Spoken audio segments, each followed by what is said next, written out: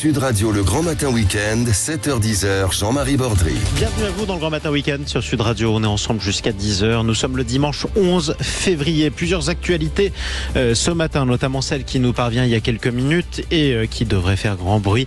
L'annonce par Gérald Darmanin de la volonté de l'État de supprimer le droit du sol sur le département de Mayotte. Ça passerait par une révision constitutionnelle. Tiens, qu'en pensez-vous ? Vous pouvez nous laisser vos commentaires sur Twitter notamment. On est ensemble jusqu'à 10h. On va parler de l'avenue de l'activiste écologiste la plus célèbre du monde. C'est tout de suite. Vous connaissez son nom, vous connaissez son visage, c'est la jeune Greta Thunberg qui était hier dans le Tarn. Elle manifestait avec d'autres manifestants d'ailleurs contre la construction de l'A69, cette autoroute entre Castres et Toulouse, tant décriée par des écologistes. Elle manifestera aussi aujourd'hui contre la construction de nouveaux puits de pétrole en Gironde. Bref, on parle de ces projets qui entraînent des manifestations. Est-ce que ce sont des bras de fer sans fin ? C'est un petit peu la question qu'on se pose. Avec nos deux invités, Alice Picard, bonjour à vous.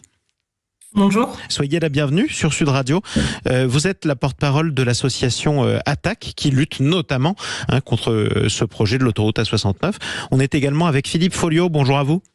Bonjour. Et bienvenue également sur Sud Radio, sénateur du Tarn, président de l'Alliance centriste. Alice Picard, qu'est-ce que ça représente pour vous l'avenue d'une activiste aussi célèbre que Greta Thunberg dans le Tarn ?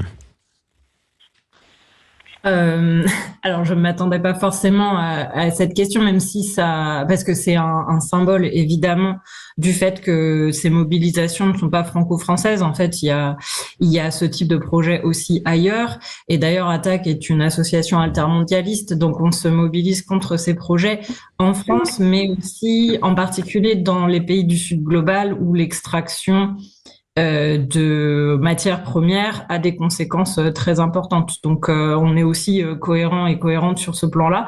Donc, on est très content et contente aussi du symbole. Mais ce que je retiens surtout, c'est que elle a elle-même dit qu'il s'agissait d'un projet destructeur, mais qui prenait sens dans un système toxique. Et donc, c'est surtout l'aspect systémique qu'elle a pointé et qui est important aussi pour nous.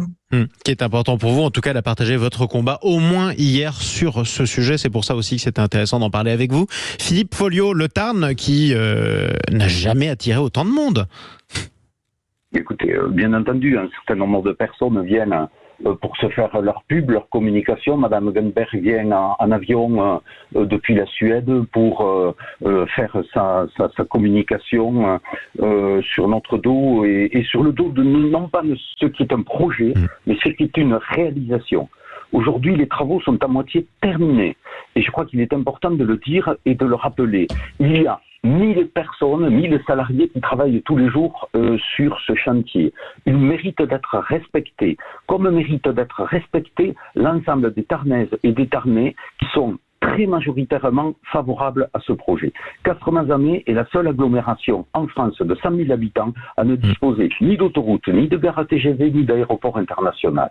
Et donc, dans ce cadre-là, il y a eu une moult concertations, dans le cadre desquelles Madame Thunberg, à l'époque, aurait pu peut-être venir. Elle aurait pu peut-être faire l'effort de se déplacer, mais aujourd'hui, alors que nous sommes en phase de réalisation, elle vient uniquement pour cautionner les casseurs, pour cautionner un certain nombre de personnes qui ne respectent pas l'état de droit, et avec une seule volonté, c'est de faire de la communication. Alors, il n'y a pas que des casseurs dans ceux qui ont manifesté hier, c'est important de le rappeler, Philippe Folliot. Je constate simplement que les militants pacifistes, et pour certains qui étaient tarnés, laissent de plus en plus la place à des casseurs, à des personnes qui, par exemple, depuis 3 jours, bloquent la ligne SNCF entre Castres et Toulouse. Est-ce que c'est défendre l'environnement que de bloquer une ligne de chemin de fer ? Hier, je suis allé sur place, mais vraiment, quand vous allez du côté de l'endroit où ils sont installés, aujourd'hui, c'est un véritable cloaque. C'est jonché de détritus. C'est vraiment absolument le contraire de ce que seraient censés faire des militants soi-disant pacifistes qui agressent les forces de l'ordre. Il y a eu 2 gendarmes blessés, personne n'en parle. Et donc, dans ce cadre-là, c'est un cri de colère qui est un peu le ressentiment des élus et d'une bonne partie de la population du Tarn. Quand le maire de Saïs va, il y a 3 jours, voir des administrés qui sont bloqués chez eux parce qu'ils ne pouvaient plus passer, plus sortir de chez eux parce que le chemin d'accès à leur domicile était bloqué. Il se fait agresser par un certain nombre d'individus cagoulés. Eh bien, ceci n'est pas du tout acceptable. Qu'est-ce que vous répondez, Alice Picard, à Philippe Folliot? Alors, c'est un sentiment qui est partagé aussi par un certain nombre d'habitants dans le Tarn qui comprennent pas ce que des militants qui sont pas de chez eux viennent faire contre un chantier qui pourrait les désenclaver. Alors, on n'a pas la même lecture de la situation parce que moi, il me semble qu'il y a aussi d'autres sondages qui ont été faits dans la région et qui montrent qu'à 60% environ, les habitants et les habitantes sont contre ce projet. Il y a eu effectivement une enquête publique des contributions citoyennes qui était globalement contre ce projet. Donc, c'est faux, madame. C'est faux. Mon interlocuteur vous allez répondre, Philippe Folliot.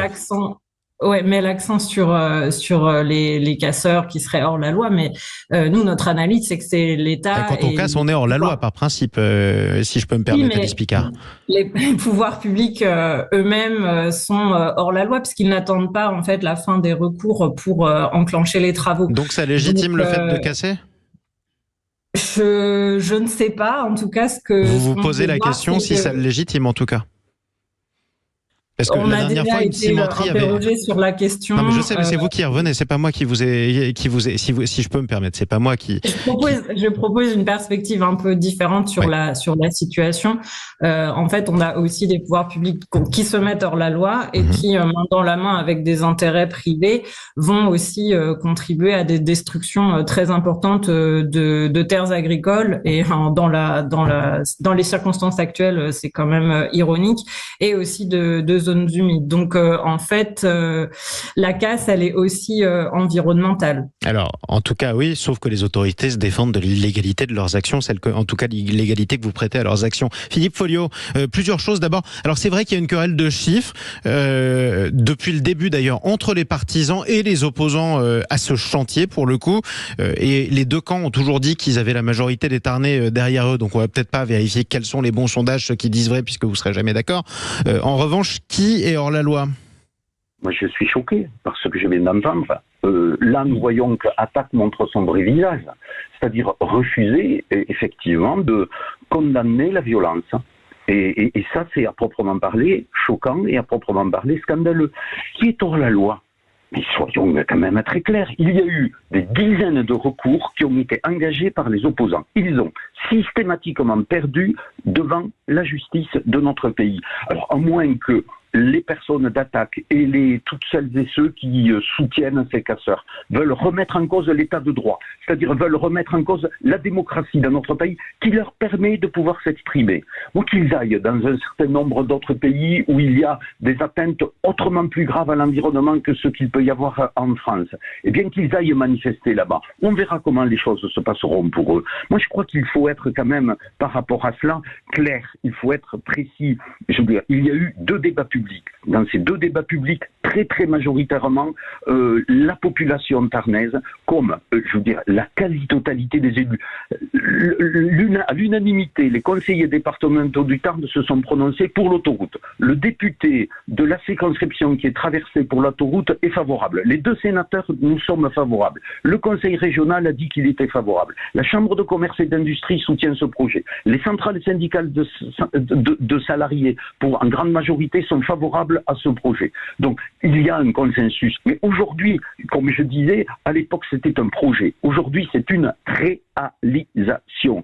Et donc, ceci reviendrait comme si, chez vous, vous avez votre permis de construire. Vous construisez une maison, vous êtes à la moitié des travaux, et puis vous avez des personnes qui, de l'extérieur, viennent vous dire « Ah non, non, non, tout ça, c'est pas bon pour vous, il faut détruire la maison et remettre les choses en l'état. » Alors, il y a un précédent à ça, on en parlait sur Sud Radio, Philippe Folliot, c'était en Dordogne, le grand contournement de Beynac. Les piles du pont étaient posées. Finalement, la justice a ordonné leur destruction. Donc ça peut aussi arriver qu'un chantier qui soit bien entamé soit interrompu et qu'on puisse revenir en arrière. En tout cas, factuellement. Je m'excuse, mais du reste, par rapport à Beynac, c'est un très bon sujet par rapport auquel, effectivement, pour des intérêts privés, il y a un certain nombre de personnes qui ont su obtenir une décision favorable pour la justice, ce qui n'est pas du tout le cas donc pour l'autoroute A69 et avec j'allais dire un certain nombre d'éléments et de perspectives qui vont faire que une nouvelle enquête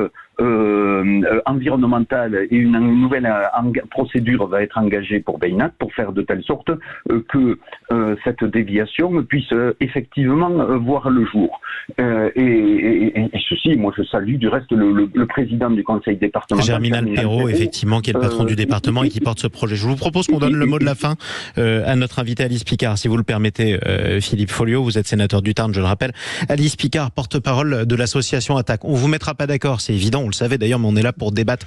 Est-ce qu'il faut imaginer que quel que soit le nouveau chantier qu'on proposera, que ce soit un canal, par exemple le canal Seine-Nord-Europe, un tunnel, par exemple, dans les Alpes, pour faire du ferroutage entre Lyon et Turin, ou alors cette autoroute entre Castres et Toulouse, Attac, par principe, sera systématiquement contre, parce que pour vous, le problème, en fait, c'est les grands projets, parce que ça pollue et que ça détruit la nature. Est-ce que vous êtes contre tous ces grands projets d'infrastructure? On n'est pas contre en principe. Vous pourrez aller voir sur notre site. On a proposé on a rédigé une note qui propose des manières de bifurquer sur un plan écologique et social.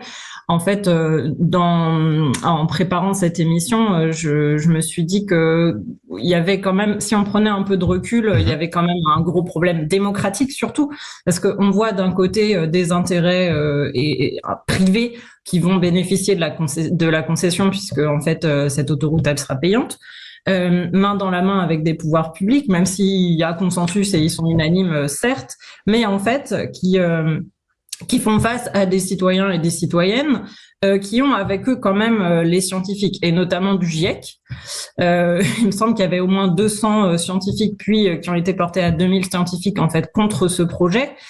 Donc c'est surtout ça la perspective. Or, en fait, des savoirs scientifiques dans cette situation ont été réduits à l'état d'opinion. Donc, on nous mettra peut-être pas d'accord, mais il me semble que parmi les opposants, il y a des citoyens et des citoyennes et des scientifiques, et que la remise en cause en fait de leurs revendications légitimes, elle est problématique. Et en tout cas, ces opposants, comme les partisans de ce chantier, ont la parole sur Sud Radio. C'est normal, c'est aussi ça, la démocratie, pouvoir défendre son opinion dans les médias, notamment sur Sud Radio. Parlons vrai. Merci à l'un et l'autre d'être intervenus ce matin sur Sud Radio. Philippe Folliot, sénateur du Tarn, président de l'Alliance centriste. Et merci à vous, Alice Picard. On vous entendait à l'instant, porte-parole de l'association Attac.